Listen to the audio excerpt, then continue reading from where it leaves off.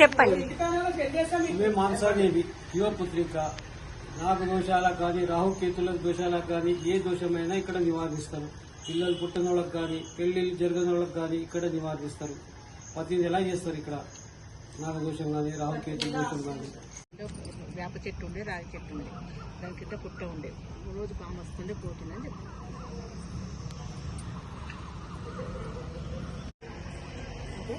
శ్రీ గురుభ్యో నమ. ఓం శ్రీమాత్రే నమ. ఈ గుడి ప్రశస్తం చెప్తాను, వినండి. ఇక్కడ ఇంతకుముందు ఒక వేప చెట్టు పక్కకే ఒక రాగి చెట్టు ఉండే. ఈ వేప చెట్టు వద్దకు రోజు ఒక నాగుంబాము వస్తుండే.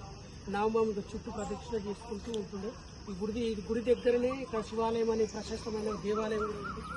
అయితే ఆ వేప చెట్టు రాగి చెట్టు తీసినాక పుట్ట పెరిగింది. ఇక్కడే 1008 నాగేంద్ర ప్రతిష్టాపన కూడా జరిగింది. చాలా ప్రత్యేకమైన గుడి. దగ్గరలో ఎక్కడ కూడా లేదు ఈ గుడి. నాకు తెలిసి మన రాష్ట్రంలో ఈ 2 గుళ్ళు మాత్రమే ఉన్నాయని అనుకుంటున్నాను నేను.